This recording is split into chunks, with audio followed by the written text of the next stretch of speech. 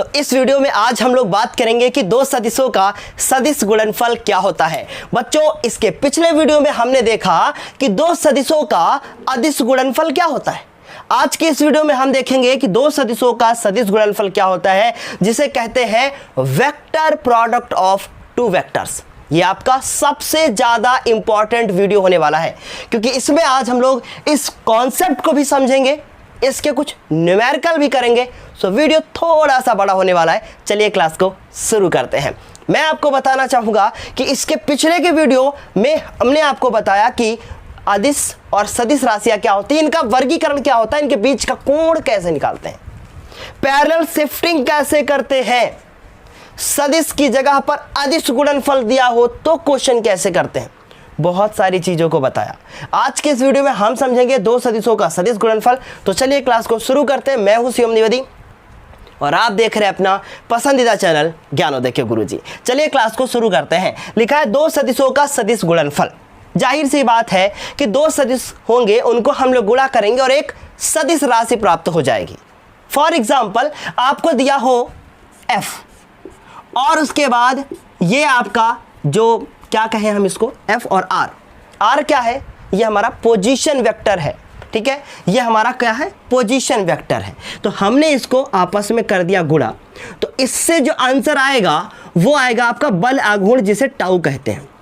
आपको इससे डरने की कोई जरूरत नहीं है, क्योंकि ये टाउ वाउ क्या है आगे चल के बाद में पढ़ना है।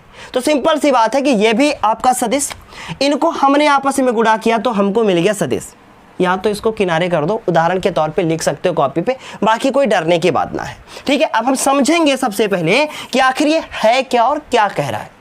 मान लो कि आपके पास कोई दो सदिश है a और b, इनका हमें निकालना क्या है, इनका हमें निकालना है सदिश गुणनफल। ठीक है, तो सदिश गुणनफल के लिए हम लोग क्रॉस का सिंबल यूज करते हैं, क्रॉस, जबकि अदिश के लिए हम लोग डॉट का, इसीलिए इसको क्रॉस प्रोडक्ट कहा जाता है। तो यहां लिखा है दो सदिशों का सदिश गुणनफल एक सदिश राशि है, इसका मतलब इनका जो आंसर आएगा वो भी सदिश आएगा। ठीक है, फिर लिखा है उन जिसका परिमाण, इसका परिमाण निकालेंगे, तो इसका मतलब हमें इसकी जगह पे ये मॉड का सिंबल या एब्सोल्यूट कह लो, इसका सिंबल लगाना पड़ेगा। ठीक है, कह रहे जिसका परिमाण। अब यहां से सेंटेंस फिर बदला, उन दोनों सदिशों के परिमाणों, मतलब इनका हम परिमाण निकालेंगे। ठीक है, इनका हमने परिमाण निकाल लिया। ठीक है, निकाल लिया, देखो ठीक समझ में आई बात, मतलब मैग्नीट्यूड, तथा उनके बीच के कोण। हाँ, उनके बीच में कोण भी होगा, देखो है कोण, अभी डायग्राम भी समझा देंगे क्यों कैसे बनाया है। इनके बीच का कोण, ठीक है, कि ज्या, अब ज्या के लिए हम लोग साइन का यूज करते हैं, तो इसका मतलब साइन और थीटा उनके बीच के कोण की ज्या के गुणनफल के बराबर होता है। सिंपल सी बात है, समझ में आ गई होगी। उसके बाद देखो, ये हो गया आपका a क्रॉस b, और उसके बाद ये हो गया हमारा a, यहां से a आ गया, यहां से b आ गया और साइन थीटा आ गया। बच्चों, ये बात समझ में आ गई होगी। लेकिन आप अभी थंबनेल पे ऊपर देख कर आए हैं, आपने फोटो देखी होगी जिसमें लिखा हुआ है कि n cap. What is the n cap?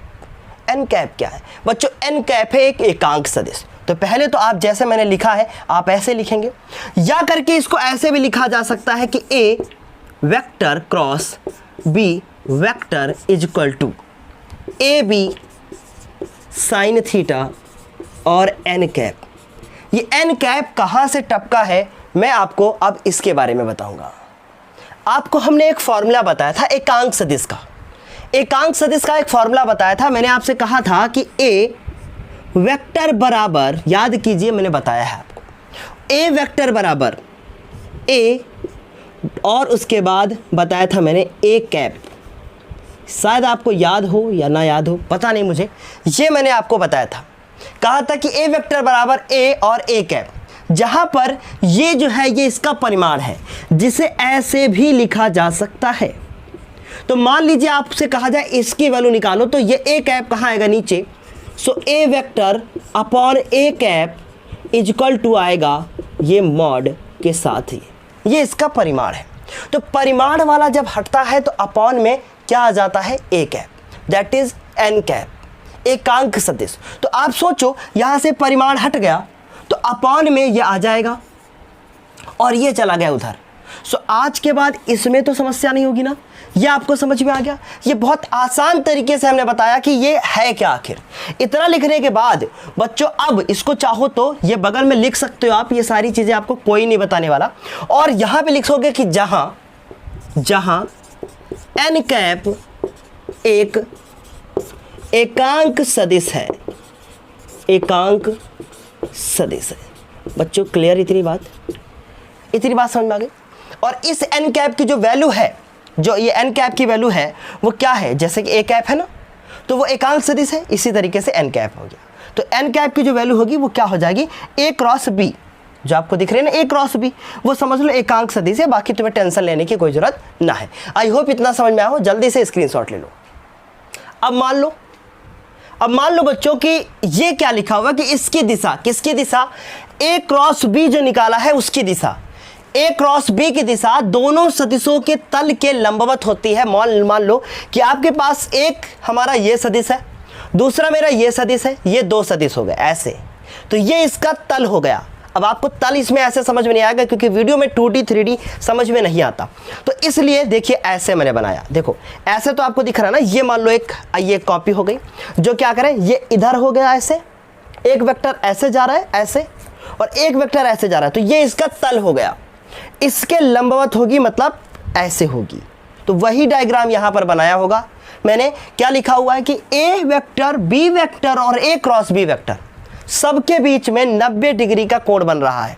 सारी जितनी भी लाइन आपको यहाँ पे दिख रही है सबके बीच में कितने डिग्री का कोण बन रहा है, 90 डिग्री का कोण बन रहा है। तो वह हो गए एकांक सदिश। सो आई होप ये समझ में आ गया होगा कि ये हमारा a वेक्टर बच्चों, ये हमारा b वेक्टर बच्चों। देखिए आप ऐसे समझो, ये आपका a वेक्टर और ये आपका b वेक्टर, और ये बाहर आपके ऊपर ऐसे निकाला है, तो ये एक क्रॉस b हो जाएगा। समझ गया बच्चों? नहीं समझ में आया तो आपके घर पे दीवार होगी, एक दीवार के कोने को देख लेना, ठीक है, एक दीवार के कोने को देख लेना, आपको 3 लाइन दिख जाएंगी। तो ये 2 इधर चले गए, और जो दीवार मान लो ये बोर्ड क्या हुआ, एक ऐसे चला गया, एक ऐसे हो गया, कोई सामने से ऐसे निकला हो, तो वो क्या कहलाएगा, एक क्रॉस b कहलाएगा, ये a कहलाएगा, ये b कहलाएगा। सिंपल सी बात है। आई होप ये बात आपको समझ में आ गई होगी। ये बात हो गई इतनी कि दो सदिशों के सदिश गुणनफल को क्या कहते हैं। ये चीज अगर समझ में ना आई हो तो प्लीज एक बार पिछले वीडियोस को देख लीजिएगा, एकांक सदिश के बारे में बताया है मैंने। अब आपकी हेडिंग होनी चाहिए कि अभी देखो ये अभी इतनी जल्दी नहीं समझ में आने वाला, ठीक है, मैं फिर कह रहा हूं, बार बार कह रहा हूं, जब तक ये पूरा वीडियो नहीं देख लेंगे आपको समझ में ना आएगा, ठीक है, तो लास्ट तक बने रहो, सब समझ में आ जाएगा। अब आपकी हेडिंग होनी चाहिए कि दो सदिशों के, यहां पे आप हेडिंग लिखेंगे कि हेडिंग आपकी होनी चाहिए सदिश गुणनफल के गुण, सदिश गुणनफल के गुण। अच्छा, कितने बच्चे ऐसे हैं जो चाहते हैं कि मुझे केमिस्ट्री भी आप लोगों को पढ़ानी चाहिए, है ना? कमेंट करके बताइएगा। पहला गुण, ठीक, पहला गुण है कि क्रम विनिमय, पूरा आपको लिखना है तो आप अच्छे से लिख लेना कि सदिश गुणनफल क्रम विनिमय नियम का पालन नहीं करता। क्रम विनिमय नियम का पालन नहीं करता।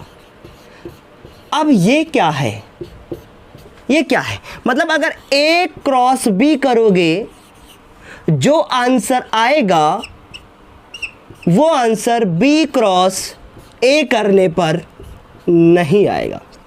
मतलब इनके क्रम में परिवर्तन किया तो ऐसा नहीं होगा। समझ गए? ऐसा नहीं होगा। परंतु क्या, किंतु परंतु a क्रॉस b करेंगे बच्चों तो माइनस b क्रॉस a आएगा। ये मैं आपको प्रूफ करके किसी एक न्यूमेरिकल में दिखा दूंगा कि कैसे आया ये सब, ठीक है, डोंट वरी, मैं बताऊंगा। अरे ठीक है, अगर आप समझना चाहते हो तो मैं हिंट दे सकता हूं अभी तुरंत इसको। थीटा की जगह पे जब पलट दोगे तो 360 माइनस थीटा हो जाएगा, क्योंकि जहां a था वहां b हो गया, जहां b था वहां पे a हो गया, तो थीटा की जगह 360 माइनस थीटा, और साइन 360 माइनस थीटा का मान जो होता है वो माइनस साइन थीटा होता है, इसलिए ये माइनस आगे आ गया मेरे लाल। समझ गए?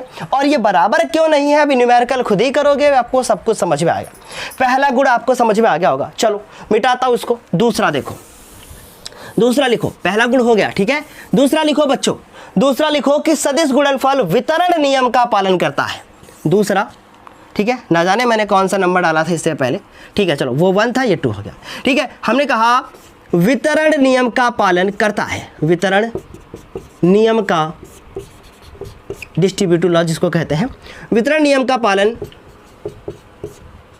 करता। अब वितरण नियम क्या होता है? मान लो आपने ए लिखा, ए वेक्टर, ठीक है। ए वेक्टर लिखने के बाद आपने इसको किसी से गुणा किया है और वो है आपका बी वेक्टर और सी वेक्टर। तो ए को जब बी से गुणा करेंगे तो ए क्रॉस बी हो जाना चाहिए। फिर जब बी से, अब ए को सी से करेंगे, बीच में प्लस हो गया। ये बात समझ आ गई। परंतु ध्यान देने योग्य बात यह है कि आप मेरे लाल ये नहीं कर सकते कि ए गुणे बी लिखा और ए गुणे सी लिखा, बीच में प्लस लगाए तब तो ठीक है, पर ए गुणे बी की जगह पर कहीं बी गुणे ए कर दिया तो मामला गड़बड़ हो जाएगा। मतलब यहां नीचे लिख सकते हैं कि नोट लिख लीजिए, क्रम परिवर्तन नहीं करना है। लिख लीजिएगा नीचे कि परंतु क्रम परिवर्तन नहीं करना है। 2 हो गए, जल्दी से स्क्रीनशॉट लो, आगे बढ़ते हैं हम लोग। 2 हो गए ना। अब जो लिखने जा रहे हो ना, इससे ज़्यादा इंपॉर्टेंट है। देखो तीसरा केस बच्चों, तीसरा केस है, हम लोगों के पास एक फॉर्मूला है, हम लोग यहाँ लिखेंगे, आप हेडिंग डाल दो, मैं बोल रहा हूँ लिख लो। दो सदिशों, दो परस्पर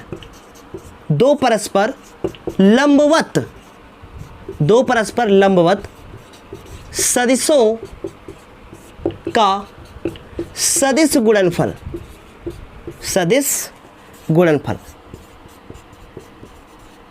गुणनफल उनके परिमाणों के अदिश गुणनफल के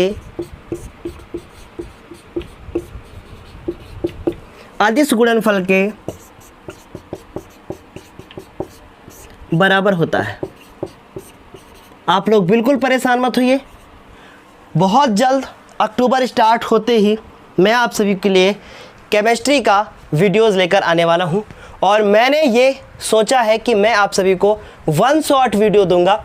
और ये बोलते हुए शायद मेरे शरीर के सारे जो रोए हैं ना वो खड़े हो चुके हैं, सच कह रहा हूँ मैं, क्योंकि आप लोग ना इतने प्यार के साथ मेरे साथ जुड़ चुके हो कि जो भी कहते हो वक्त लगता है बच्चों, वक्त लगता है, क्योंकि कोई भी फैसला कोई भी इंसान बहुत जल्दबाजी में लेता है तो उसको वो कंप्लीट नहीं कर पाता है। ठीक है, मैंने आप सभी से कहा था कि मैं लाइव क्लास दूंगा आप सभी को। लाइव क्लास मैंने स्टार्ट की थी, पर आप सभी की वजह से ही मैंने उनको बंद किया, फिर से रिकॉर्डेड में आए। ठीक है, तो लाइव का तो अभी कुछ नहीं कह सकते, पर हाँ ये ज़रूर है कि केमिस्ट्री का वीडियोस में लेकर आने वाला हूँ। अब आप लोग बताइएगा कि 1 शॉट चाहते हैं या फिर ये आप चाहते हैं कि आपको जो वीडियो दिया जाए वो जैसे फिजिक्स का दे रहे हैं वैसे दिया जाए, और मेरी एक कोशिश होगी कि अब डेली वीडियोस मुझे दिया जाए आप सभी को। ठीक है, चलो, तो दो परस्पर लंबवत सदिशों का सदिश गुणनफल उनके परिमाणों के अदिश गुणनफल के बराबर होता है। तो इसका मतलब क्योंकि थीटा बराबर 0 होता है, थीटा बराबर 0 डिग्री होता है, इसलिए A क्रॉस B कह रहे हैं कि दो परस्पर शब्द का गुणनफल, इनका गुणनफल अगर हम निकालेंगे तो आंसर आ जाएगा A डॉट B साइन 0 और थीटा बराबर 0। देखो बातों में ना यही होता है, थीटा बराबर बच्चों 90 हो जाएगा, कंफ्यूज आप भी हो गए। ठीक है, तो ये थीटा बराबर कितना हो जाएगा 90। ठीक, तो ये हो गया थीटा बराबर 90। अगर थीटा बराबर 90 तो इसका मतलब A क्रॉस B बराबर आंसर आएगा आपका AB। समझ गए मेरे लाल, मैंने आपको अभी कुछ बताया था, समझ गए? इतना क्लियर? चलो, कोई डाउट कुछ भी हो तो पूछ लीजिएगा प्लीज। ठीक है, मैं सब कुछ बताने के लिए मेरा बच्चों तैयार हूं, लेकिन एक चीज याद रखना, अगर एन कैप लिखा है तो इधर मॉड नहीं होगा, एन कैप नहीं लिखा है तो मॉड लगाना मत भूलिएगा। मैं इसको एब्सोल्यूट बोलता हूं फिलहाल। ठीक है, एब्सोल्यूट मॉड कुछ भी बोल दो, समझ में आ रही बात? तो ये हो गया इतना। चलो, इतना हो गया 2। अब इसके बाद देखो 2 कितने पॉइंट हुए मेरे लाल? 3 हुए ना, 4 देखो। दो सदिशों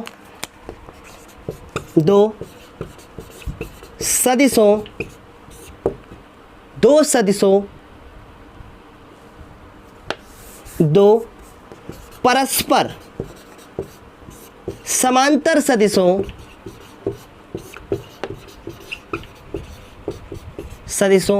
का गुणनफल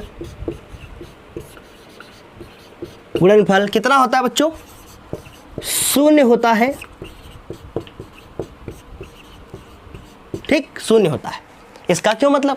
भाई समांतर होंगे मेरे लाल तो साइन 0 बराबर 0, तो इसका मतलब A क्रॉस B अगर हम करेंगे तो आंसर आ जाएगा 0, या करके आप इसको 0 वेक्टर भी लिख सकते हैं। अब ये 0 वेक्टर क्या है ये मैं आगे बताऊंगा, परेशान मत हो, क्योंकि अभी आपको लगता है अरे यार A बराबर 3 दिया होगा, B बराबर 4 दिया होगा, मट मारेंगे गुणा, खत्म क्वेश्चन। ना मेरे लाल, जितना सोच रहे हो उतना आसान ना है, ठीक है, क्योंकि अभी A क्रॉस B करने में जान चली जाती है। अब ये जान ना जाए इसलिए हम इसको ऐसे ही पढ़ा रहे हैं, क्योंकि ये क्वेश्चन ना 12th क्लास की मैथ के हैं। अब सोच लो इतना, ये क्रॉस B निकालना सीख गए तो समझ लो मैथ में आपने सारणिक पढ़ डाला, मैथ का चौथा चैप्टर खत्म 12th क्लास का। इसीलिए कह रहे हैं ध्यान से देखो, समझ रहे हो? तो ये हो गया 0, ठीक है, 4 पॉइंट हो गए। अब 4 पॉइंट के बाद मिटावत है इसको हम, उसके बाद अब हमारा कौन सा नंबर पॉइंट होगा? 5। कितने पॉइंट बता चुका हूं मैं? 4। 5 देखो, किसी सदिश का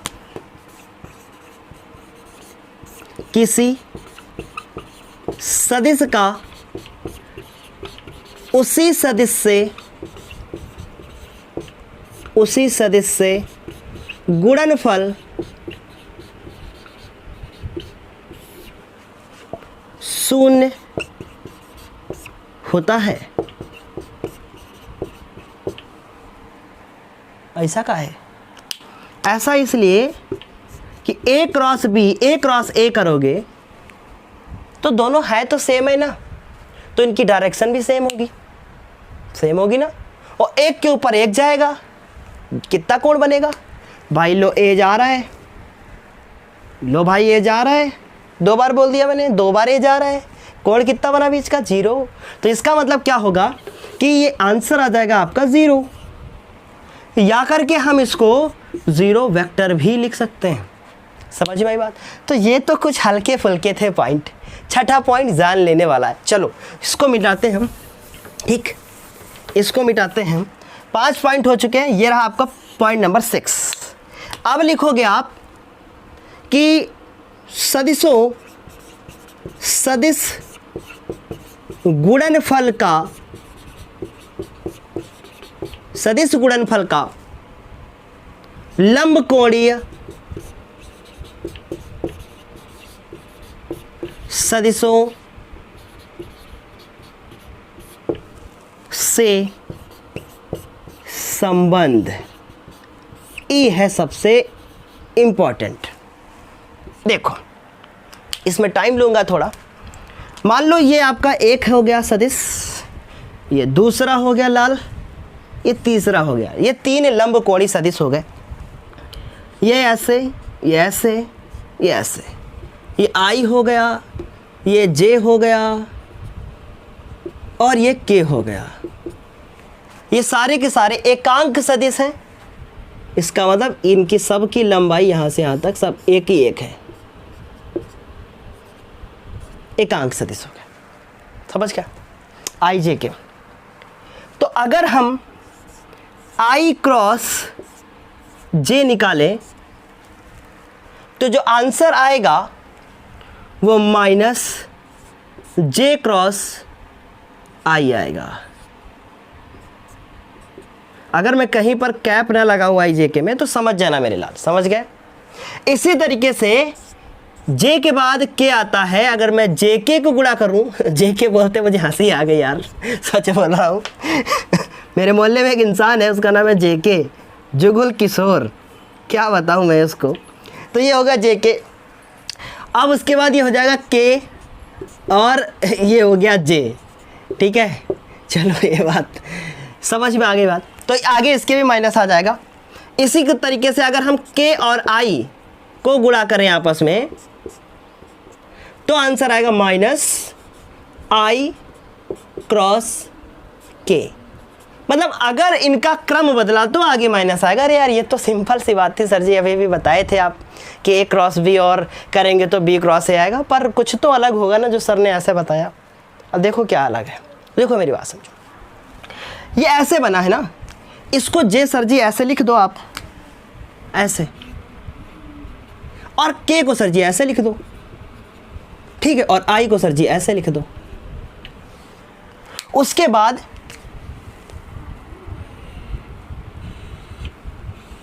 ऐसे कर दो, फिर उसके बाद सर जी ऐसे कर दो।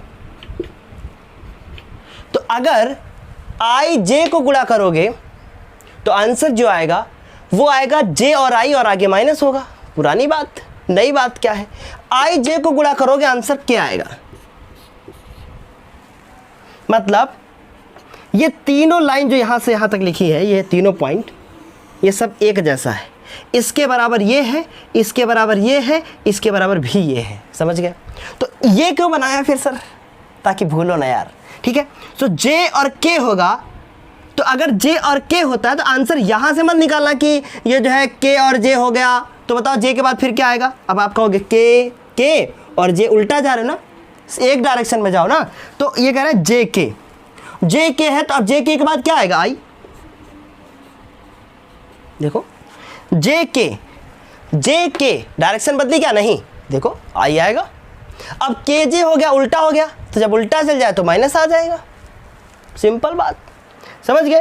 तो इसी तरीके से के आई और बाद में क्या आएगा, जे। अब सच बताना, मुझे पता है कि आप लोग ये चैप्टर कहीं ना कहीं से यूट्यूब पे या कहीं पर पढ़ रखा होगा आपने, पर वास्तव में बताना कमेंट करके प्लीज़, मुझे भी अच्छा लगेगा। और मैं कल आप लोगों की कमेंट जो है पढ़ रहा था, तो मैं थोड़ा सा भावुक हुआ रात में, वही 12 से 1 बजे के आसपास। भावुक इसलिए हुआ कि एक लड़का है अंकित, उसने लिखा, बहुत अच्छा लिखा था उसने, और अभी कई पुराने वीडियोस के बाद उसने, मतलब कई पुराने ऐसे वीडियो हैं जो लास्ट में, मतलब बहुत पुराना वीडियो है, उस पर लिखा उसने कि जीवन में इतनी जल्दी कुछ हासिल नहीं होता है, जब तक एक पत्थर को चोट भी नहीं पड़ती है। मतलब पूरा मुझे याद नहीं लाइन टू लाइन, पर जो मैं एक्सप्रेस कर रहा हूँ अपनी भावनाओं को, उसने कहा कि जीवन एक मतलब संघर्ष है, यहाँ पे कुछ भी आसानी से हासिल नहीं होता है, और आसानी से हासिल तो कुछ होता ही नहीं है, और जब तक किसी पत्थर को चोट नहीं मारी जाती है ना, तब तक वो पत्थर भी भगवान नहीं बनता है, ये बोला उसने। मतलब मैं सोचा कि यार, मतलब ज़िंदगी है तो संघर्ष, यहाँ हर दिन कुछ नया, मतलब गिर कर उठो, उठ कर संभलो, बहुत कुछ सारी चीज़ें हैं, और जो गिरा और गिर कर उठा ना, उसने भी सबको पीछे छोड़ दिया। तो बस ये याद रखना कि जिस दिन गिरोगे ना एक दिन, उस दिन लगेगा अरे यार अब गिरा हूँ मैं, 2-3 दिन परेशान रहूँगा, लेकिन फिर जब खड़ा होंगे ना तब धमाल कर दूंगा ऐसा, है। तो वो चीज़ होनी चाहिए अपने अंदर। चलो ये बात समझ में आ गई। तो ये कुछ हमने बताया कि सदिश गुणनफल का लंबकोणीय सदिशों से संबंध। चलो ये बात तो समझ में आई कुछ, कि ऐसा होवत है। अब देखो हम कुछ ऐसा करेंगे कि जो फिर दिमाग की बत्ती जलाएगा। मान लो आई का गुणा आई से करने लगे तो क्या आंसर आएगा, खुद मतलब वीडियो को पॉज करो, अपना दिमाग लगाओ और फिर बोलो क्या आएगा। अगर जे का जे से करेंगे तो आंसर क्या आएगा, जरा खुद से बताना प्लीज़ एक बार खुद से सोच के बताओ क्या आंसर आएगा। ठीक, जे का जे से, और के का बच्चों अगर के से करेंगे तो क्या आंसर आना चाहिए, आपको क्या लगता है।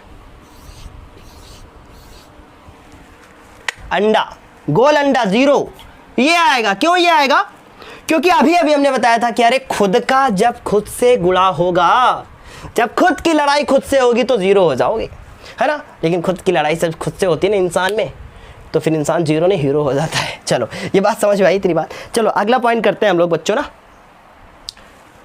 तो ये तो थी कहानी कि दो सदिशों का सदिश गुणनफल क्या होता है और इसकी कुछ प्रॉपर्टीज देखिए। अगला पॉइंट खत्म, अब नहीं कुछ खत्म, 6 पॉइंट बहुत है। अब बात यह है कि ए क्रॉस ए, आई क्रॉस जे, ये सब निकालेंगे कैसे। तो इनकी शुरुआत करने से पहले अब हम कुछ न्यूमेरिकल करा देते हैं 1-2, ताकि आपका दिल गदगद हो जाए कि आज को सीखा है। ठीक है, चलो तो जल्दी से स्क्रीनशॉट ले लो जल्दी से प्लीज। चलो अब ये क्वेश्चन लिखा है हमारे पास, ए दिया है बी दिया है। ठीक, ए बराबर दे दिया, बी बराबर दे दिया, हमसे कहा जा रहा है कि यदि ए बराबर ये हो, बी बराबर ये हो, तब ए क्रॉस बी का मान ज्ञात कीजिए। और इसके ऊपर वेक्टर लगे, मॉड ना लगाए मेरे लाल, सिर्फ वेक्टर लगा है, इसके ऊपर मॉड नहीं लगा है, ध्यान देना, ठीक है। सो इतनी बात समझ में आई, कुछ किया जाए आगे क्वेश्चन को, ठीक है। शुरू करते हैं क्लास। ये क्वेश्चन आप पढ़ो जरा ध्यान से, प्लीज जल्दी से ध्यान से पढ़ो, ठीक है। हाँ, का मान ज्ञात कीजिए।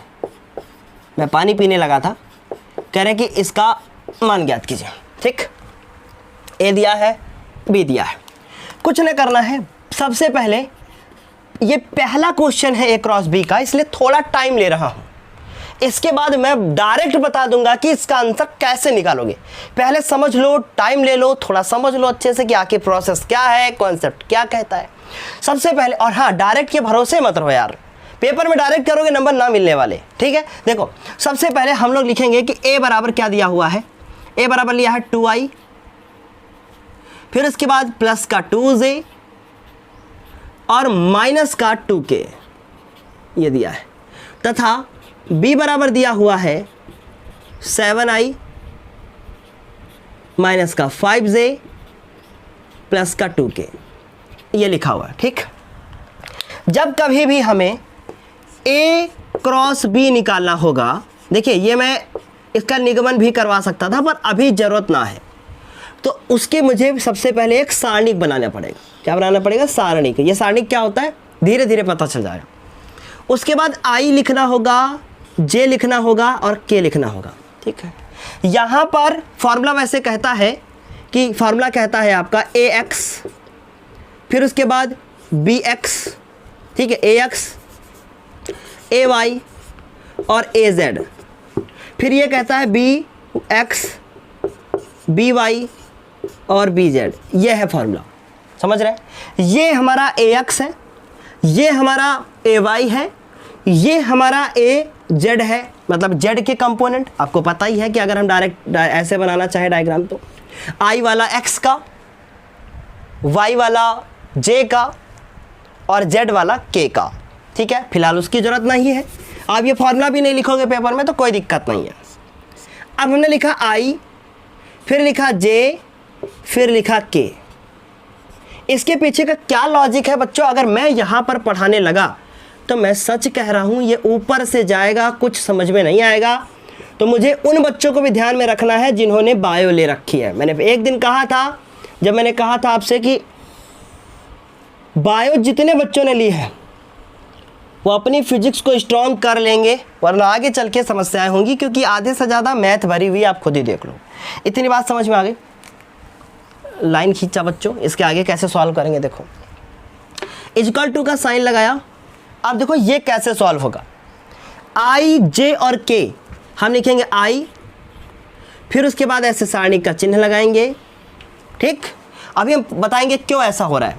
उसके बाद प्लस की जगह पे माइनस लिखेंगे और j का साइन लगाएंगे, j लिखेंगे मतलब फिर सारणिक लिखेंगे और प्लस का k। अब ये क्यों है ऐसा, क्यों ऐसा कर रहा हूँ, इसके पीछे की वजह मैं बच्चों यहाँ नहीं बता सकता, ठीक है। फिलहाल अगर आप जानना चाहते हो कि सर ऐसा क्यों है, तो plus minus plus, minus plus minus, plus minus minus, ये रूल होता है। और जब हम रो और कॉलम का खेल है यहाँ पर, ठीक है, मतलब रो और कॉलम, स्तंभ और जो हमारे रो और कॉलम पंक्तियाँ, ये आरसी मेथड अवयव को सॉल्व करने के तरीके हैं, तो बहुत सारे होते हैं। मैं आपको वो बताऊंगा जिससे आपको क्वेश्चन सॉल्व हो, एक ही बताऊंगा। वैसे लगभग 3 को 9 तरीके हैं, ठीक है, पर एक ही करना है आपको, एक ही सीखना है ताकि बायो के बच्चों को दिक्कत ना हो। अब देखो ये आई है, अब जो आई होगा तो कैसे करना है। आई जहाँ पर होगा उसके सामने का इधर और इधर ये काट देना है, ठीक। जो बचेगा 2 माइनस 2 माइनस 5 2, तो 2 माइनस 2 माइनस 5 और 2 लिखना है। समझ में आई बात? क्लियर? पेन चेंज करता हूँ ताकि आपको दिखे। फिर जब बच्चों जे का लिखोगे तो जे वाली लाइन काट दोगे, फिर यहाँ पे 2 लिखा हुआ है, ठीक है, 2 और 7 है, 2 है और 7 है, तो ये लाइन पूरी कट जाएगी। अब मैं गंदा नहीं करूँगा, आप समझ जाओ। ये वाली पूरी कट जाएगी, ये वाली पूरी कट जाएगी, ये पूरी कट जाएगी जे के नीचे, और जे के अगल बगल की पूरी कट जाएगी। 2 - 2 7 और 2, 2 - 2 7 और 2। जब के वाला लिखेंगे तो फिर ये वाला इतना पूरा आएगा, 2 2 7 5, तो 2 2 7 और 5, ठीक है, -5 है। समझ गए बच्चों? सो ये हुआ इसका सॉल्व करने का तरीका। अब कैसे आगे करोगे? आई को आई लिखोगे। अब ये क्या, देखो सबके ऊपर कैप लगा लेना यार, जिसके ऊपर ना लगाया हो मैंने, ठीक, समझ गए? अब देखो 2 दूनी 4, 4 लिखोगे।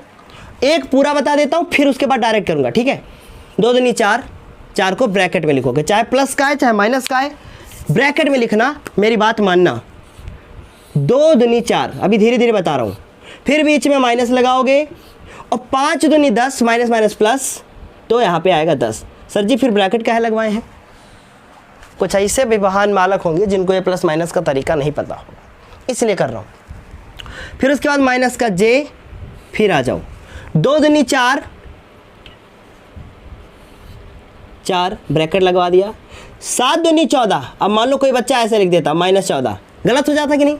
जबकि क्या होगा प्लस, क्यों? क्योंकि अभी माइनस माइनस ब्रैकेट खुलेगा। समझ गए? अब के वाला लिखो, माइनस का के, सॉरी प्लस का के, और उसके बाद बड़ा ब्रैकेट,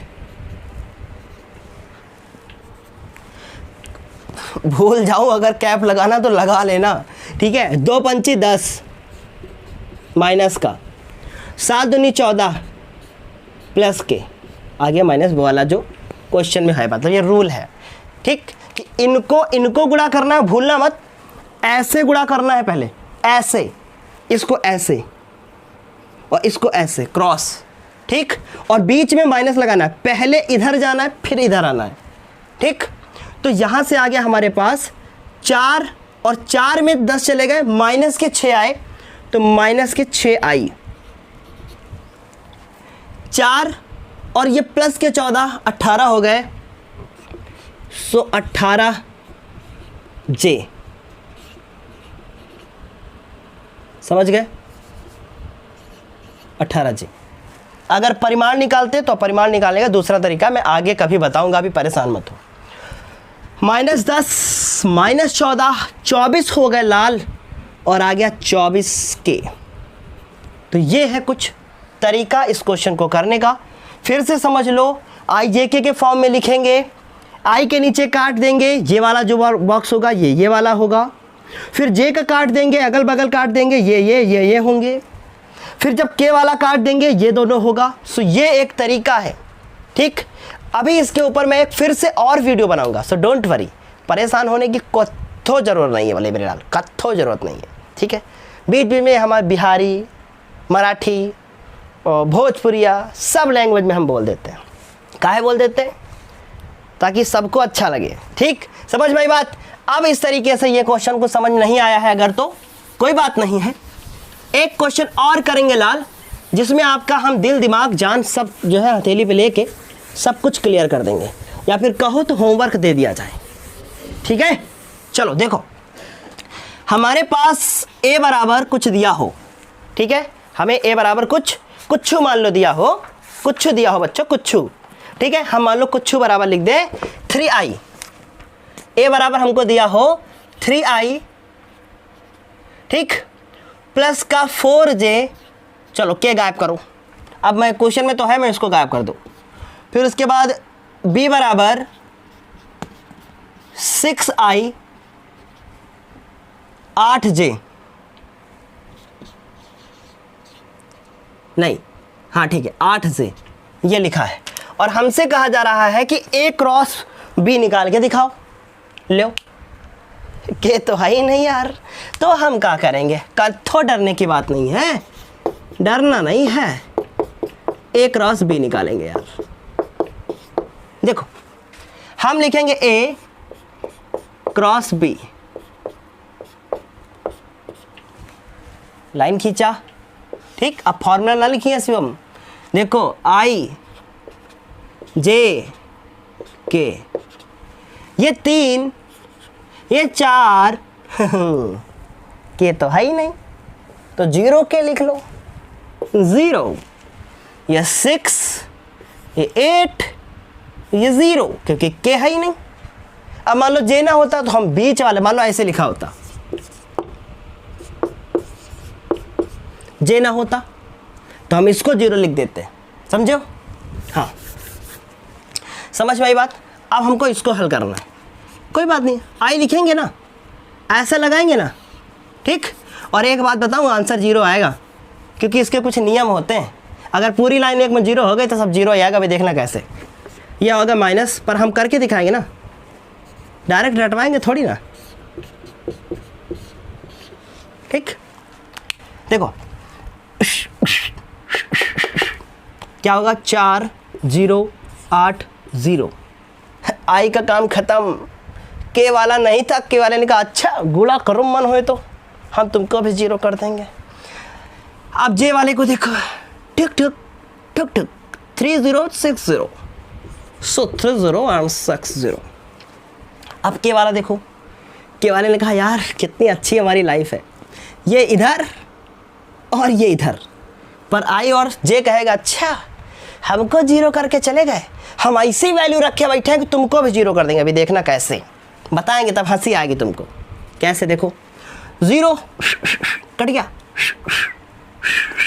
3 4 6 8, 3 4 6 8, 6 चौक 24, 8 3 24, 24 24 खत्म हो गया, 0 आएगा। अभी देखना कैसे।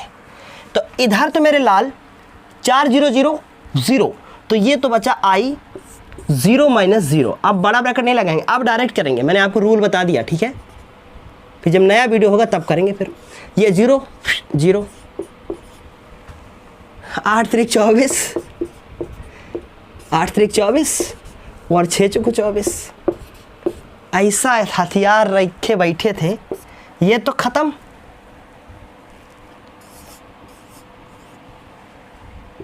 ये जे, पर अभी मैं आपको बताऊंगा, परेशान मत हो।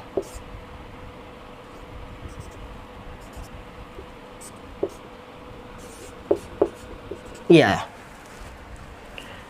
इसको कहते हैं 0 वेक्टर। मैंने वीडियो के बीच में आपसे कहा था कि मैं आपको बताऊंगा कि 0 वेक्टर क्या होता है। मेरे लाल, ये है 0 vector.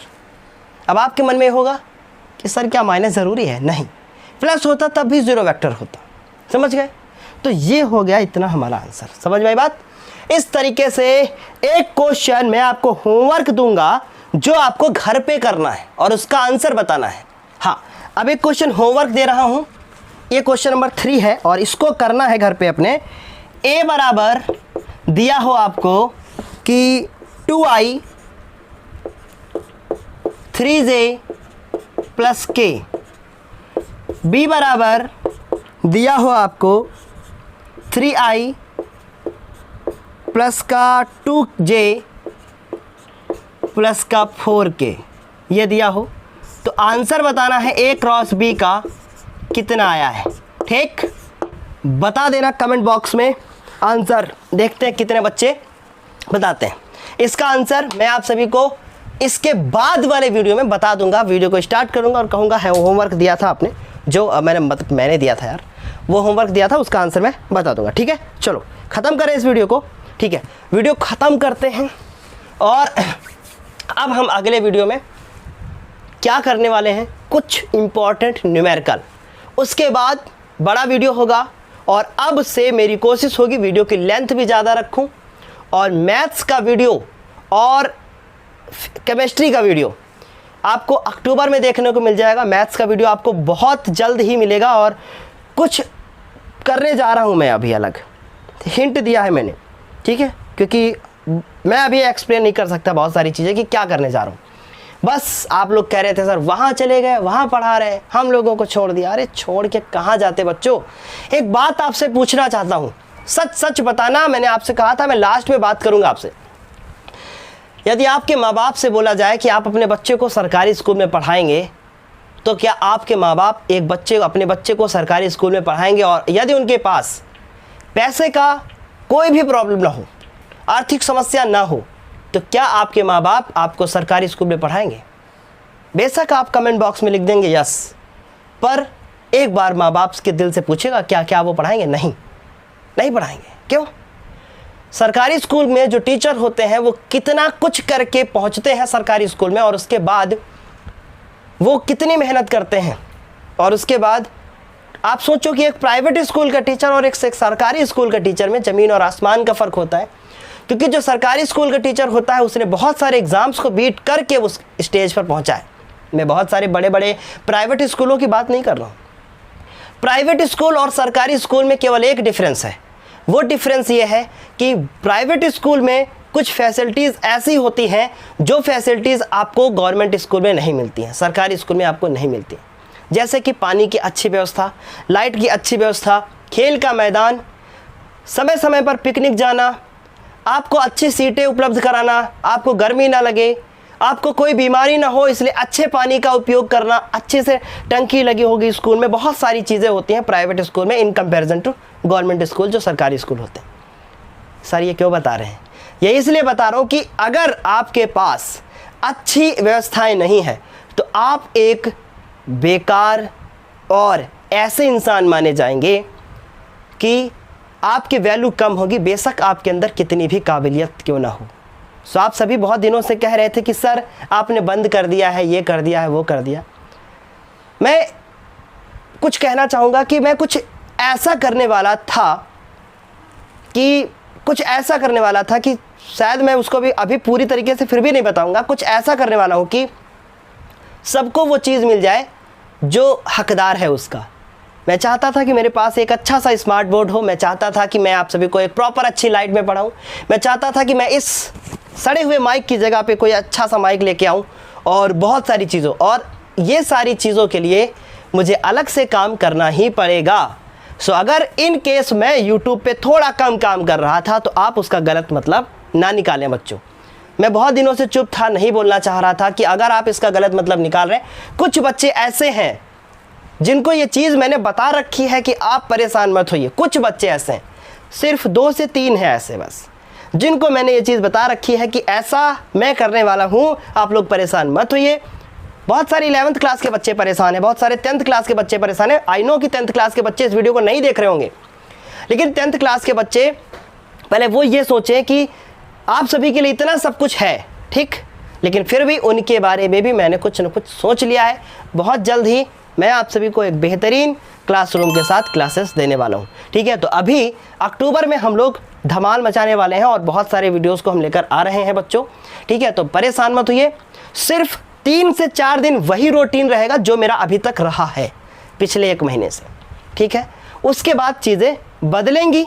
May be 4 October, I think Monday है उस दिन से चीज़ें बदलेंगी, ठीक है। सो अभी के लिए इतना ही। बाय बाय, टेक केयर, मेहनत करते रहिए। मैंने वो जो सरकारी स्कूल वाली बात बोली है उसका बस एक मतलब है कि जब तक मेरे पास मैं आर्थिक रूप से मजबूत नहीं होता हूँ, मैं ये सारी चीज़ों को सही कैसे करूँगा। अब आप कहोगे सर अरे वाइट बोर्ड में पढ़ाओ ना, मुझे मज़ा आता है। आई नो मज़ा आता है, पर कंपटीशन का दौर यूट्यूब पे बहुत ज़्यादा है। अगर मुझे आगे बढ़ना है, कुछ अच्छा करना है, तो मुझे चीज़ों को और अच्छा करना पड़ेगा, ठीक है। कुछ ऐसी चीज़ें करनी पड़ेंगी जो अलग हों, ठीक है। सिर्फ पढ़ाई ही अगर अच्छी होती तो आप एक सरकारी स्कूल में पढ़ रहे होते। इस बात को ध्यान रखिएगा, ठीक है। चलो बाय बाय बच्चों, take care, thank you, best of luck.